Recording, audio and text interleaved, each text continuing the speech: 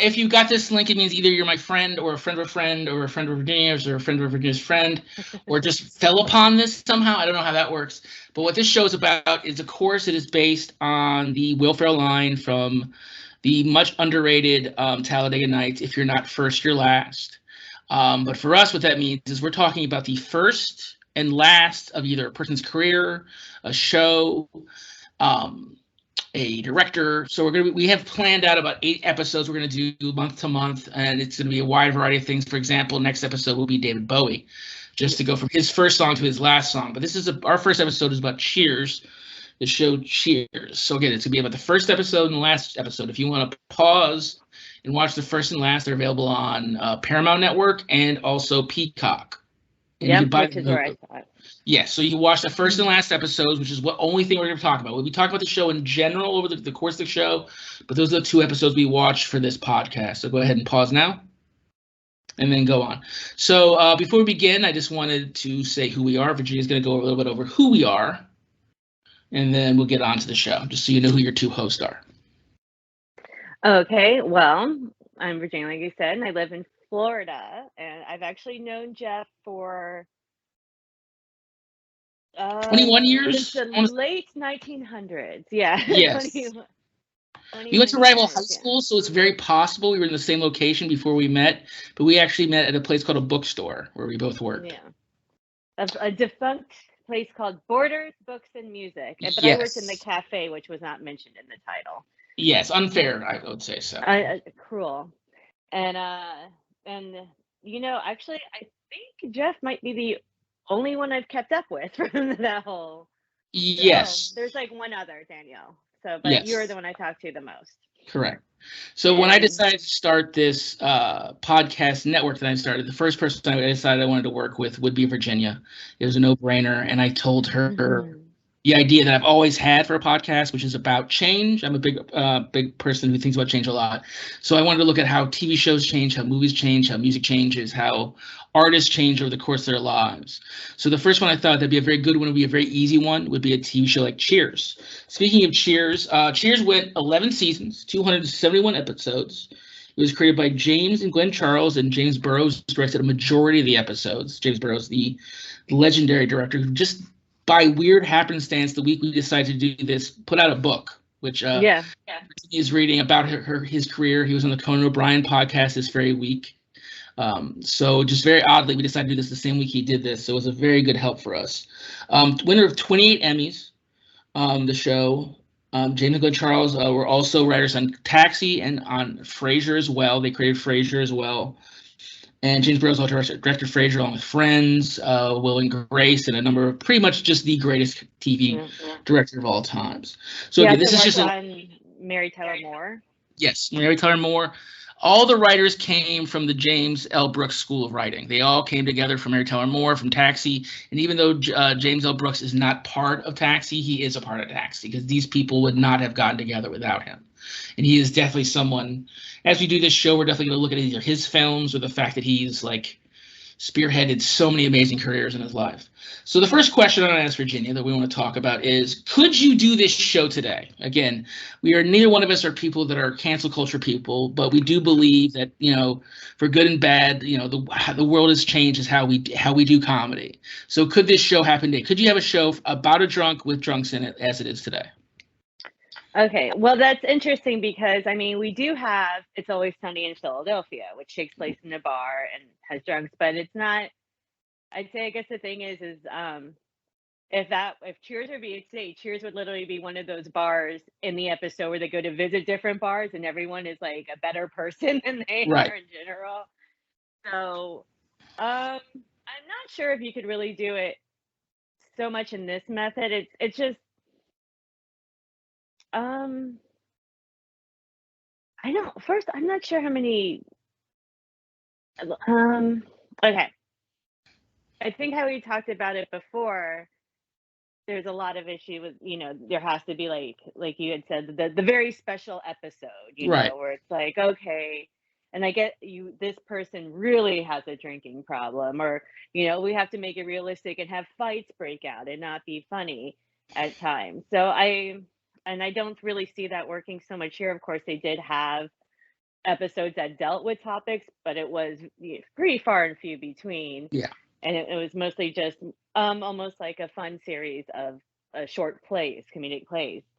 Yeah, you're I absolutely guess it right. would depend on the network and where they were going with it. I feel like one of the things I love that you said, Virginia, is like about very special episodes. Like the 80s for both of us, for people who are younger than us, the 80s was all about the very special episode, whether it be, Punky Brewster getting locked in an abandoned refrigerator, or Uncle Tom Hanks is an alcoholic, that kind of thing. Yeah. Cheers never had a very special episode. They had episodes where they were sincere, but they weren't very special episodes. And beyond the drinking is also the fact that Ted Danson and Shelley Long both slap each other in episodes of this show, which even today, because we were supposed to just watch the first and last. I watched about probably 55 over the last week and a half, just because I love the show so much. There's literally the end of the first season where they literally just slap each other in the face. Like he slaps her first, and then she automatically slaps him back. Like that makes it okay. It's such a weird thing that, again, I mean, there used to be comedies where James Cagney would smash fruit in people's faces, and that was considered funny. And it was so shocking to me at the time. Again, I'm not saying, I'm not like shuddering at it, but it was so, I forgot. Like I literally forgot that, like, would that be the thing that you could actually have drunks, but Ted Danson could never slap Shelley Long in the face. Right. Well, it's also like how you see, to go to another episode like Seinfeld, Elaine's always pushing people, shut up and pushing. And then they had that episode where she's like with the Bizarro crew. And they act like how anyone else would if your friend out of nowhere violently pushed you. It was like, what is your problem? They think it's how, like, I even see now, like, people like, no, you shouldn't even be smacking a guy. Just don't even get it started. So yeah, I think that kind of slapstick comedy, like you said, like the Jimmy Cagney, school of it's almost like witty repertoire and physical humor would just have to be completely reconfigured. Like maybe it'd have to go to like drinks or peanuts being thrown, or well, maybe not peanuts because of the allergies, but pretzels being thrown or something like that.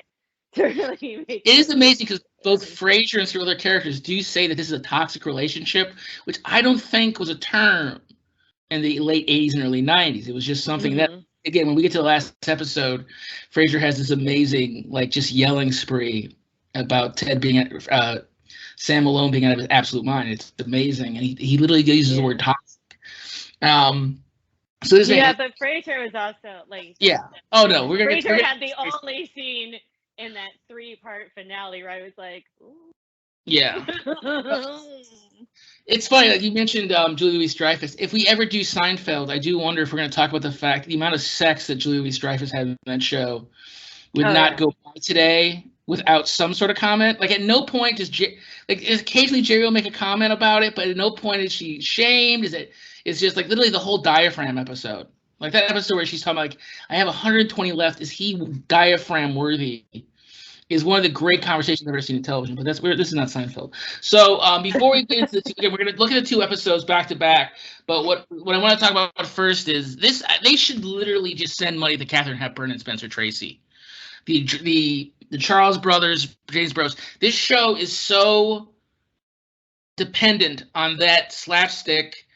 His Girl Friday, the Philadelphia Story should have its own wing of the Cheers Museum. Like that movie is the reason Frasier's on the show, like 100%. Yeah.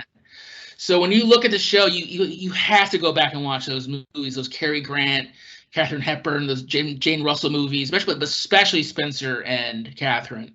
The entire Sam and Diane relationship is dependent. The way they write it is like that, just the eruditeness of her, and then like this, like, he's just a ball player type of stuff with him. I mean, if you haven't watched, you can enjoy the show without watching those movies, but it's so clear that those movies are like the cornerstone of what this show does. Oh, I agree. And like you said with His Girl Friday, that's not with Rosalind Russell and Cary Grant, the back and forth dialogue, and she's ambitious and he keeps, come here and there. That's one of my favorite movies, by the way. Yeah, no, it's the fastest. That one I can speak about. Yeah, the speed comes from those movies, but the overall, I'm smarter than you, but I'm I know who you are. Like the thing about all Spencer Hepburn movies and Spencer Tracy is Spencer Tracy is the one person that truly sees her. And that's true of Sam and Diane, is that he's the one person that truly sees her for who she is. And there's a toxicity to that, and it's at no point should they have truly ended up together, and I'm glad the show decided not to do that. But there is that thing of finally having someone see the true person you are that is so amazing. Agreed.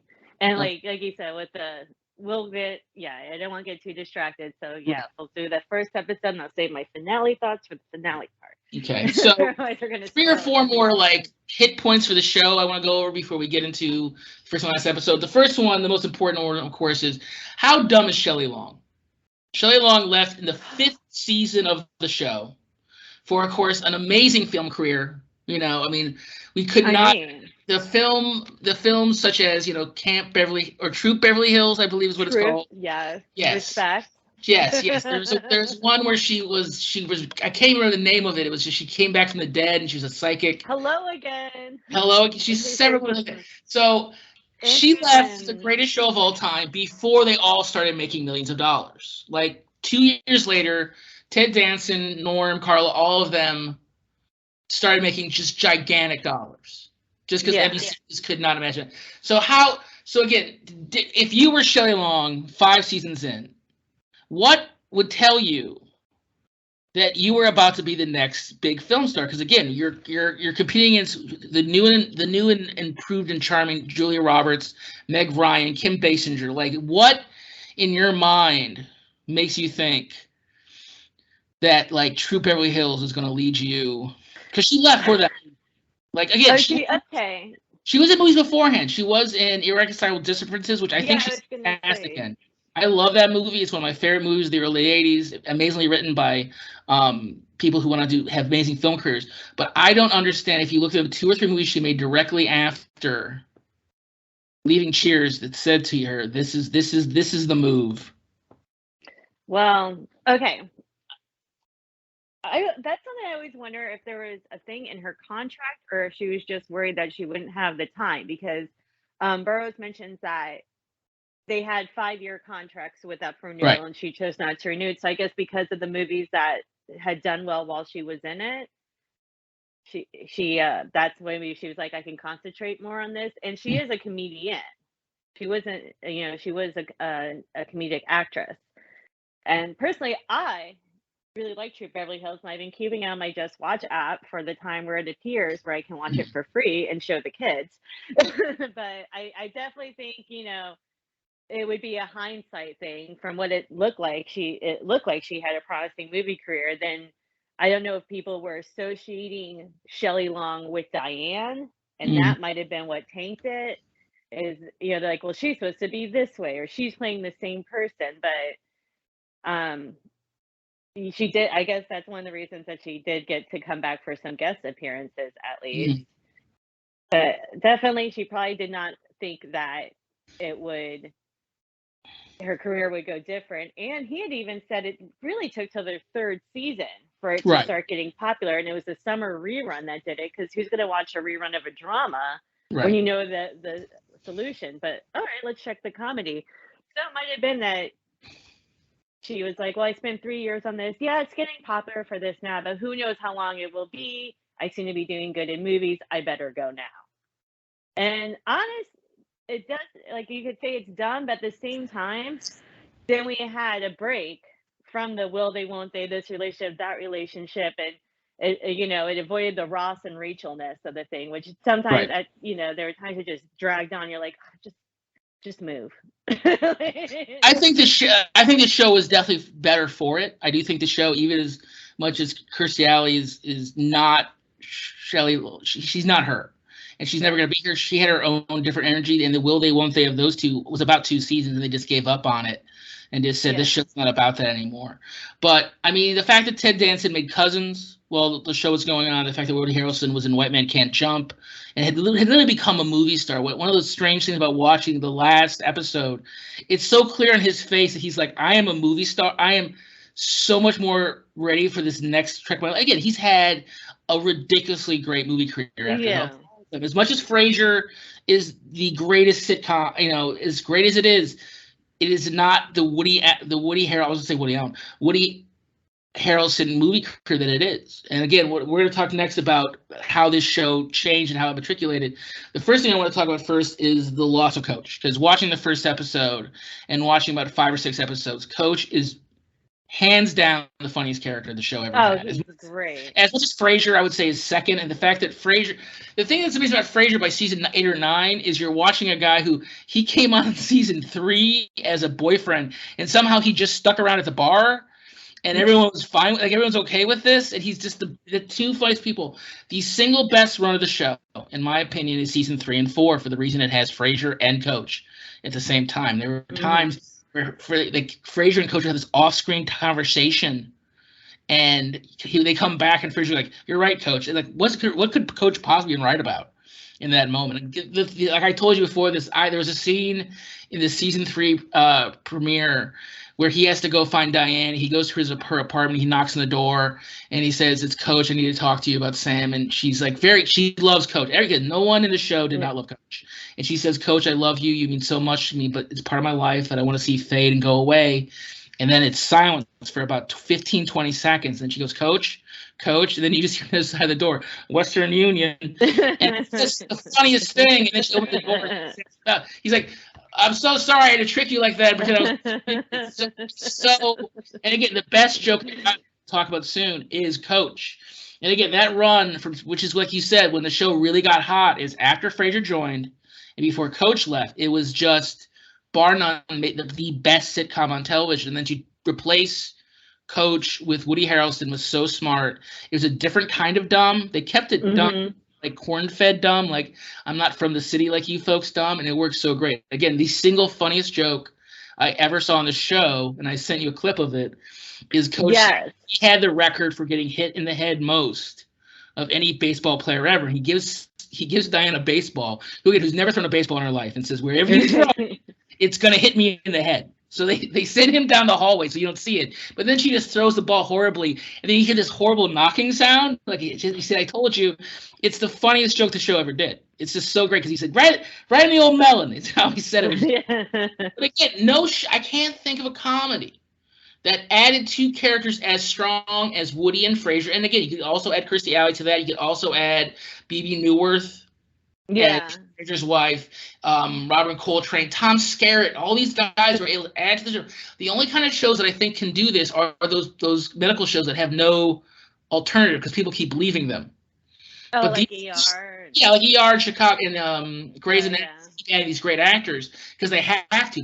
But this show was so smart and knew exactly when to add a Frasier or add a Bebe Neuwirth or add the Tom Skerritt character that was on first season or the Robert Coltrane character that was this British guy that was, with Kirstie Alley. These perfect characters that were just perfect is what this show is better than any comedy I've ever. I can't think of another comedy that added a Frasier in season 3 and it worked just that. There's no comedy that's ever done that.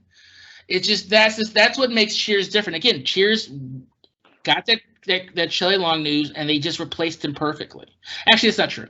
Don Knotts on Three's Company, but that was just a 1-for-1. Oh yeah, I honestly forget. I love the story I love about that is Don Knotts. The producers and writers were like going, "We need a Don Knotts type for this. We need a Don Knotts." They kept saying we needed Don Knotts types, and one of the producers was, "Not for nothing, but Don Knotts is not doing anything right now. Let's just call him." And sure enough, they called him. He did the show. And it was just the only time. That's the 2 times. But again, that was replacing someone. But to be a show and be a 3rd season and to say we need to add the Cary Grant to the Jimmy Stewart, Katharine Hepburn relationship with the Philadelphia story is so amazing. And to have the forethought to say, let's keep this guy. There's no reason he should be around for more than 5 episodes. Right. And that's actually what he was signed to. It was like 5 episodes or 7 episodes. They just loved him so much, and the cast loved him so much. Again, you hear about that cast and how great they were. Bebe Neuwirth thought they were annoying because they'd come in drunk. Like they'd come in with not knowing any lines for a read through. And it would just annoy her because again, she's a Broadway legend. And she's just like, I don't have time for this. And she thought Frasier would be on her side for those things. But no, Frasier's just one of them. No. Yeah. There was another thing to go with that too. okay, hold on. Is Frasier? Oh, no, Woody Harrelson joined. Yeah. Burroughs wrote that one time Woody comes on set and it's literally just him and I think Shelley Yeah. Long, and Yeah. no one, they had all I think John Ratzenberger had just bought a boat.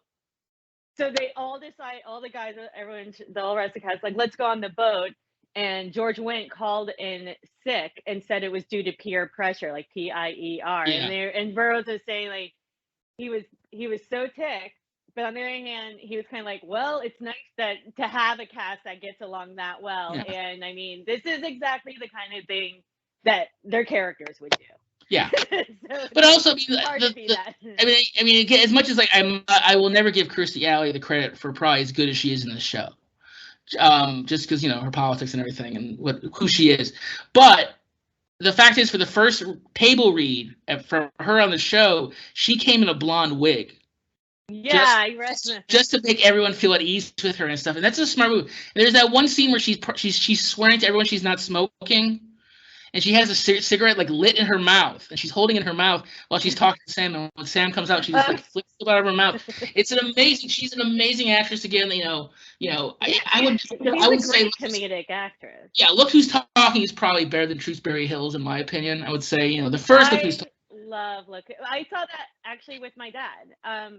The rest of the family had gone to visit family up in Georgia, so it was just me and my pops while I was in 5th grade, and he was like, "Oh, do you want to see this movie with Kirstie Alley and John Travolta?" Because they watched Cheers, and of course, they grew up in the 70s with John Travolta and everything, being a big star. And I was really excited, and it gets to the opening sequence, and I'm like, and he's like, "Don't ask." But the rest of the movie, I mean, it's still one of my favorites. I did watch the sequel. I did not care about the talking dogs. So I did not watch anything after the baby sister. I had a friend. I love Look Who's Talking. I had a friend who was a top 5 finalist for Hairspray, the movie. She was in the top 5 for Hairspray. Like, a very big deal for her, and she's going to have an audition with John Travolta. And I kept trying to convince her that when she met John Travolta and after he says his first line, you go, look who's talking, just like that. And she said, I'll get kicked out. I'm like, you'll get kicked out. It'll be the funniest thing that's ever happened to him. It'll be in his, I guarantee you'll be in his memoirs for that. But just the amazingness of adding Frasier. Again, Frasier, probably the greatest character in television history. I mean, just to have that run, have 8 seasons on Cheers where he are just the best, and then to have the 13 some odd years of Frasier, it is just a feat beyond feat. It's just amazing. And it wasn't even one after the other. It was like there was a gap. Yeah. So it's almost like if 5 or 10 years, however many years it was after Friends, they're like, well, what if we did a story on, well, I guess episodes you could say, almost like that, but but no, it's like if they literally took Joey Tribbiani, they took I don't remember, it's like, hey, let's see how you are now in your mid-50s. And then it became big. Like, I can't really see that happening. I think they tried it with like Full House, but I honestly never really watched Full House enough to watch more than a few episodes of Fuller House. Right. So I love Jodie Sweetin, but it just wasn't, well, plus Friday Nights with the Sabbath. So of course, I had to wait for the reruns anyway. Syndication. So before we get into the first episode, I think it's hands down to say Cheers is the best sitcom of that era, maybe of any era. But as great as it is, as we in this first episode, that first episode is slow. Yeah. And that cold opening is not fun. I don't care what anyone says. The kid trying to get alcohol is just it's a funny premise, but it's not the funniest thing. I think something that sometimes people don't understand is like a week-to-week TV show it'll take a week to write and to produce it, but for a pilot, you have a year. You have 8 to 9 months for every joke to be the absolute best joke. And when you look at other cold openings they did, it was just they wanted to just be about Ted Danson, and it had that first scene had to be just about him. But this kid, the kid I didn't like. I mean, I remember I saw that kid about 55 different things in the 80s and never liked him, and just the whole joke of like I fought in Vietnam, and the one funny joke, he says, "How was Vietnam?" And what does the kid say? Gross. gross. Like that's a fine joke, but just I felt That's like what for they 8 or 9 say. months that you have for it didn't hit right. But then right after that, you introduce Shelley Long, and you have Shelley Long and her first of maybe 7 different more. All you can say is basically in the script it said more erudite than Sam, like just a smart person that has no business. Like there's no one would ever choose them over Sam, but for looks wise, but he's everything that Shelley Long thinks she should be with this professor. And it's very silly because it's all about getting a wedding ring from his ex-wife and having to go see her like 2 times. So it's this very slow. The plot is it's all about introducing the characters. It's all about setting up this thing where she's attracted to Sam, but she thinks she has no business being attracted to Sam, which will run for 5 seasons.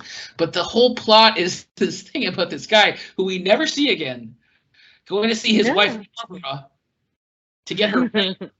And it's just a weird plot for a pilot. It just felt, I don't know, I didn't love it. Like I loved the show, but that was the only part I was like, it's so slow. It's her just waiting. Yeah. And this is okay, so you know how the fake ID joke didn't hit with you. Yeah. I liked it. I love how it's like the one thing the kid didn't expect was the war.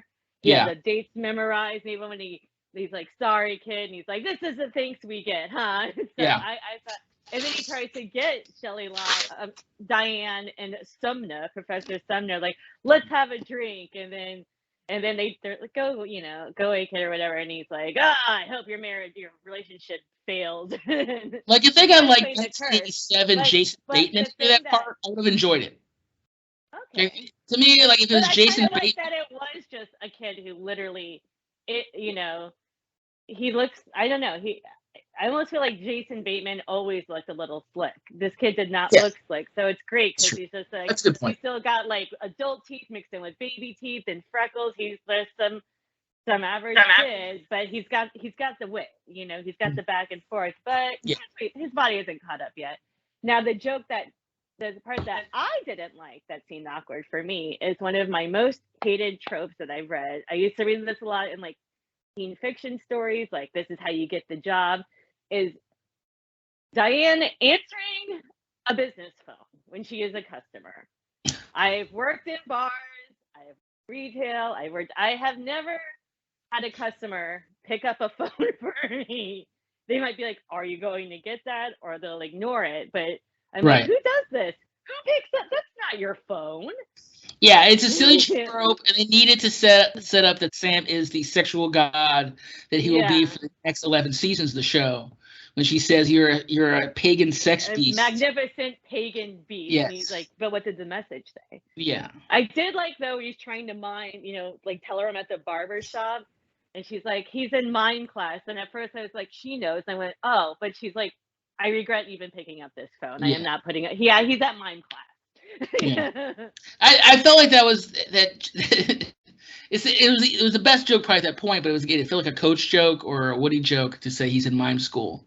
But again, then all of a sudden people just start congregating at the bar, and we get the people coming in. Again, John Ratzenberger famously went in for the part of Norm, knew he wasn't going to get it, and brought up the fact that you needed like a know-it-all trivia guy. Yeah, and the fact that you have. He was absolutely this is before any, there's a famous episode where they have these trivia napkins, and he feels replaced by these trivia napkins. And it really is, it's such a weird character. He's the other thing I think he brings to the show is he's the only one of them that has a Boston accent in the show, which is weird. I noticed that. No one in the show ever has a Boston accent except for John Ratzenberger. And this show needed that. Like the fact that Norm doesn't have one, that decision for him to have this kind of Chicago thing to him the entire show was great entrance for him right off the bat. There's no, the tough part about a pilot is you have to create every character and show exactly who they are. And, they do a great job with Sam. They do a great job with Carl is perfect. The Carla introduction is perfect. And again, she came from Taxi. She, of course, is famously the star of Taxi's wife. So again, she had been known to the character. She had been on the show. So she was the first one hired, really, for the show. And she just comes in and it's perfect. She's just yelling about, don't get on me because I'm late. And it's perfect. Yeah. But the best is, it's not the entrance, because Coach's entrance is funny. It shows that he's wishy-washy. He can't make up his mind. But it's one of my 3 favorite jokes in the show is he answers the phone and he says Ernie Pentangeli, and he goes, hey, does anyone know who Ernie Pentangeli is? Ernie Pentangeli's here, and Sam goes, it's you, Coach. He goes, speaking. He doesn't know his own name. Yeah. It's such a perfect way to set up the funniest character in the history of the show. It just sets him up so perfectly. And then the way they have Norm give away that Sam is a baseball player is great. Mm-hmm. It's not that he doesn't tell her. By the way, which so many shows would have done. Shows they would have had his picture up or something, or someone come in and go, hey, the fact that Norm is just like incredulous that she doesn't know who he is. Yeah, it's such a great way. They set up every character perfectly in that way. And again, that's a choice you make with the pilot. Do you set up your characters or do you try to have a plot? And this show kind of try to have both with the whole Barbara's ring thing, which again I think is the only weak part of the episode. But again, it sets up all those characters so perfectly. Like Coach is just, who he's going to be for the rest of the show. Sam is really good at the whole he's flirting with her, but why is he flirting with her just to flirt with her, or is he actually wanting to flirt with her? Is kind of the question on me for the issue, the episode. So to me, that's the most interesting thing. Yeah. So if you were a 1983 viewer, imagine you are who you are today, and you watch the first episode of Cheers, would you watch the next week? See, I'm really bad about watching TV shows now. Right. I keep on the DVR and let them build up. So I'd be one of those people responsible for a show being canceled its first season. Like Netflix is always canceling shows now that are good because you don't binge them right away. And I'm like, I can't binge. Right. I'm sorry. I think I would, because I'd kind of be interested in seeing how she is as a cocktail waitress. I like the dialogue. And in 1983 it wasn't like you had 250 channels. So that was really good. And so I think I would watch it. I was also laughing because I watched the first 3 episodes of season 1 because I was watching the first episode again just to refresh, because I had watched it before when I was visiting my brother, and then I was watching bits and pieces of the other Cheers, so I wanted to go back and refresh. And then I started laughing because like I said, my parents watched it a lot when I was little, so I'd catch in the background. And I'm like, okay, Diane's reading a book at the bar, just trying to read, and then she ends up getting involved in conversation, and she's kind of like, but not knowing it. And she ends up getting a job. And the second one is showing her struggling with a full tray of drinks. Yeah. Or then you'll see her trying to talk about, books and stuff. And I'm looking and I'm like, I think I was Diane. Am I not exactly. I was like, oh, I can't believe I'm working at a bar. I mean, I'm such but I'm like, she's changing her majors. She's reading books at bars. She drinks white wine and champagne. She can't carry a tray of drinks, even though this is her. Oh no, it's me. But I was like, I guess that's not too bad. It's very iconic. The coach joke would have brought me back, and then that one. This shows in this shows in a bar joke, which is them arguing what the sweatiest movie of all time is. Yes. Which is, I love that. I just love the fact that that's something that's definitely happened at thousands of bars, and they're all arguing. And then her erudite boyfriend comes in, and she's like, "This place is nuts." They're arguing about what the sweatiest movie of all time is, and he has an answer, and he just goes, "Cool Hand Luke." And they go, "Oh, he's right. It's just the best." Like that. Deep down, all men have these conversations deep in their head. Again, they have lists and such like this. It's great. So again, I would agree with you. I definitely watched the second episode. It had that core. It had that core of those 5 people. And then when you get to the finale, it really says this show is about that core. So let's talk about the finale a little. First off, 86 million people watch this finale. There's not been a Super Bowl in the last couple of years that has gotten that. There's no event that could get close to that. 50 million is insane. So 86 million people watch this. Right after the show, they had a live Jay Leno, which I did watch. Yes. And everyone was shit-faced. Everyone absolutely drunker than they've ever been. Jay Leno had no business trying to control that. It was insane. They were all absolutely sloshed. But this is we're just going to talk about the last 22 minutes. Okay, to me, that's the last one. So starting. I watched the whole 3. Yeah, I know, and I should have. what I love is there's a couple things about it. First, I could not get over the outfit that Ted Danson was in at the beginning of that episode. That green, extremely puffy jacket, or it was not puffy, it was just very flouncy jacket. That green jacket with the green slacks. I just could not get over that outfit. And as he's telling his friends to get a life, that I'm moving on. It's, of course, Diane Chambers came back for the last 3, I think.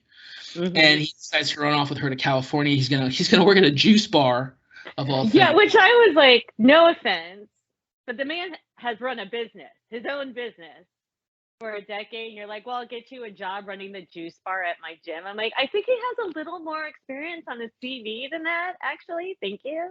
But again, the best joke of the whole show, the thing that I love more than anything, because again, Frasier, him join the shows when the show became great, is him like, just to be honest, Ted, he's going to say, he's trying with all due respect, and he just starts yelling for a minute and a half.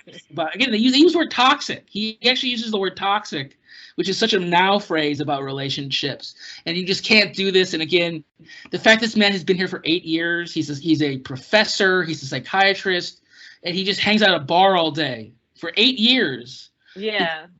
And the only reason he was there was because he was her girlfriend, her boyfriend, her fiance, and he stayed there because they were like, we're gonna keep this. We don't care. We're gonna keep this guy. It's the funniest part of the episode.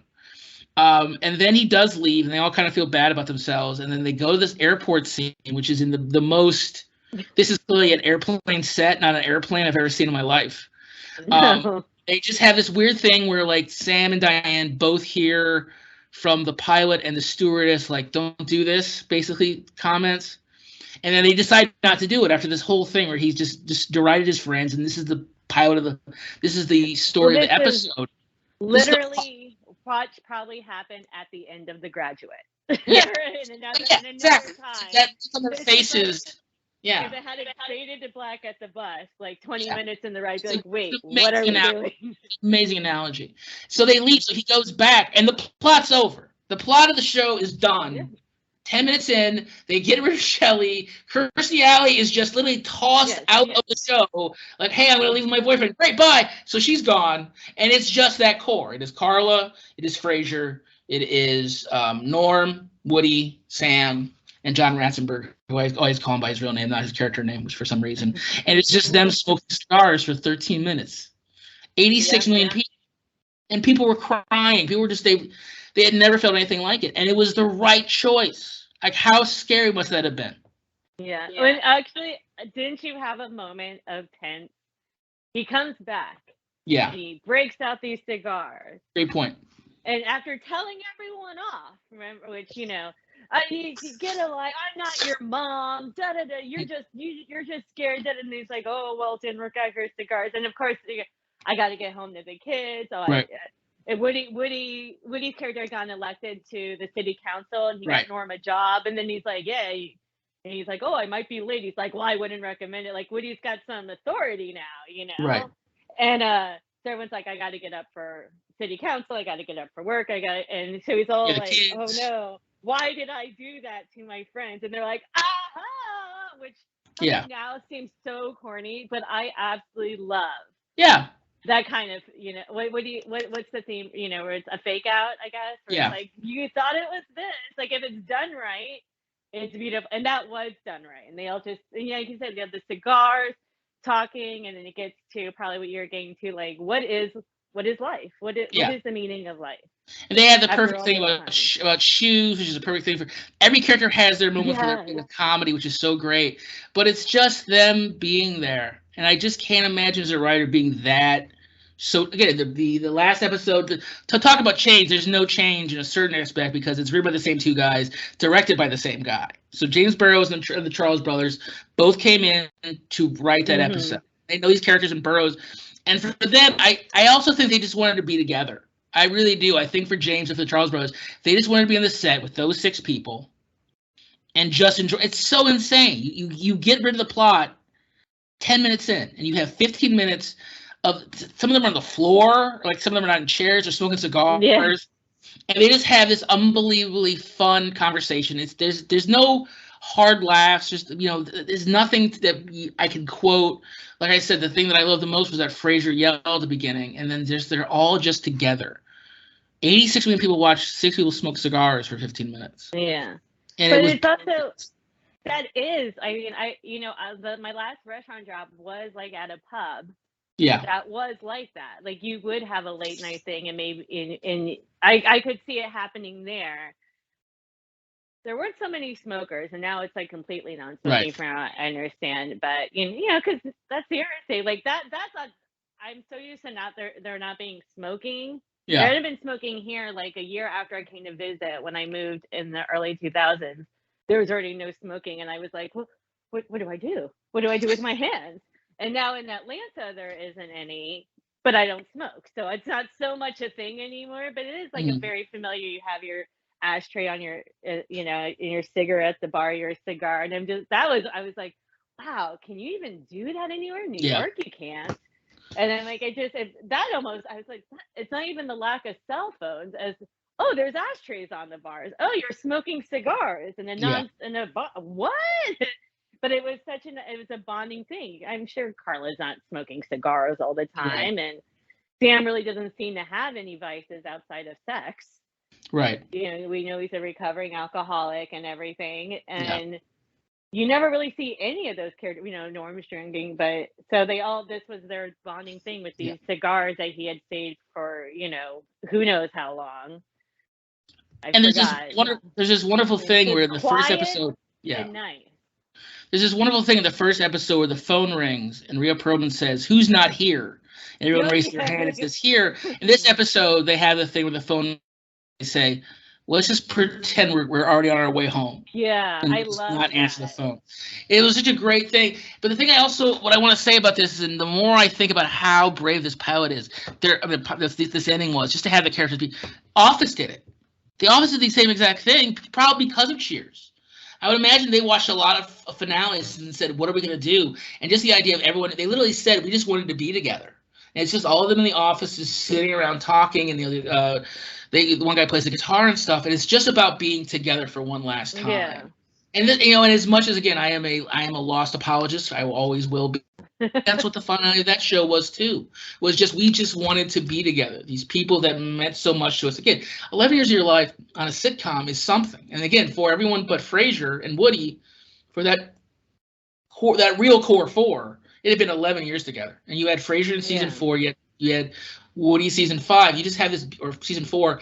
It's just they love being together, and I find it funny. They took Kirstie Alley, and you're just like, she's in a white suit. She's like, all right, bye, and she's gone.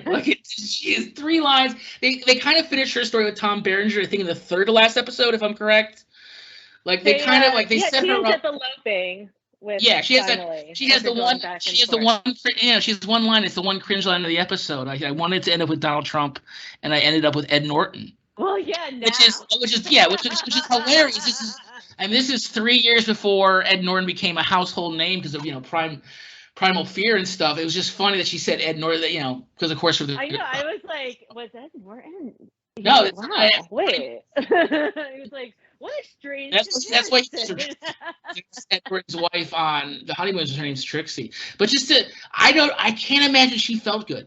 I can't imagine it felt good to be like, well, I was here for the last 6 years, and I just get tossed aside for this. But it was important. It was important. But I'm gonna say, and I know you said the last 22 minutes, but I think it's in the second episode.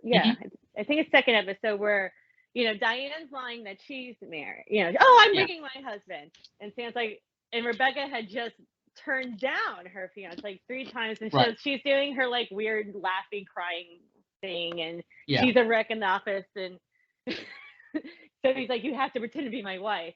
Like, the last time you don't see her or Diane, but she really was so hilarious in the second part. Oh no, she's great. Like I said, I'm a corporate lawyer, and she's like, my 4 kids, and she's like, and then my youngest, and then the 2-year-old, you know, Ariana or whatever, she's 1. and then your guy comes back, and she just like runs off, and they're like, and then Diane goes, well, she's certainly interesting. I'm like, so she didn't get to do the hang around, but at the same time, this is the last part with them smoking the cigars, is the end of the party. where everyone's left, even the people you like, and now it's just you and your close friends. Right. And since it's TV, they don't get stuck with that one person who won't leave, and you're Right. like, oh, they passed out. You know, it's like this is a perfect ending to a great party. And then you end with Norm, obviously, which again is the beautiful part where Norm talks. It's about love. Again, this man who has a loveless marriage, who has this idea that's about love, and then it's the last joke, which is, you know, Norm says, you know what it's about, and he says, beer, Norm? He says, don't mind if I do, and he has one last beer. Yes, it's the last joke, and it's great. And then you have, again, the moment that I will cling to forever, because I knew this at the time, and it was because there's a thing before the show where they talked about that picture of Geronimo on the wall. Yeah, it was there because of Coach. It was Coach's picture, and it was his thing. And I'm gonna get misty-eyed thinking about it right now, unfortunately. But just the last images of Ted Danson and Coach, which is the first image, the image is the two of them, and just how important he was. Again, he was the funny, as much as Frasier is iconic. Coach, you go back and watch those first 4 seasons, you will see an absolute comic mastery performance. Yeah, it is. And he's great. And we're not going to get into all the things, but Jeff is absolutely right. Yeah. I do think some of his intelligence thing is from how Jeff had mentioned that, because I'm thinking that whoever's watching this now, him getting the master being with the ball. Yeah. So there you go. Now that we know the damage that athletes can have from being hit in the noggin all the time. Oh yeah, and absolutely concussion. Yeah, there's moments where he can connect with people. He's an empathetic character, but you know, he probably has horrible cognition and memory retention and stuff, because he was known for getting hit in the head with baseballs, and it's like, and he was Sam's mentor. So he had been playing for, you know, a few decades before, you know, I think he even coached him through like Little League or high school or something like that, then kept going. So it's like this man Harley had 40 years of getting smacked in the head, helmet or no helmet, that's going to affect. Yeah. But no, it's the perfect, it's so perfect. It's just so perfect. It's perfect for people who love that show and know that show, to have that be the last image, just of the two of them and that Geronimo potential. And as we finish up talking about, if you're not first, you're last, we're talking about how the show changed. And again, there were cast changes. Absolutely. People came, people come, people go. We added Frasier, we added Woody, we lost Coach. You know, Diane's in the episode, but again, they pushed her out. You know, the show was the same, but they all but Sam had grown. And I really think the growth came from those Kirstie Alley years. Yeah. I think though, that growth that he had at the end, where he was like, come on guys, I can't do this anymore. I cannot take care of you guys anymore, was just perfect for the show that was about these people that it just worked. And again, I think it's one of the 5 best finales of all time. You know, I put up with Breaking Bad and that kind of stuff. But it worked because it was the same 3 guys, 2 same writers, same director, and that core 4 along with Woody and Frasier, just they gave you what you wanted. It wasn't plot. The show wasn't about plot. It was about these people more than maybe any show ever. Like when I talk about that show, I rarely ever talk about plot. I talk about the people, and that's different than when you talk about Seinfeld. You talk about plot. There's no people there. There's no one there. When you talk about Friends, you talk about moments. Yeah, like I will watch everything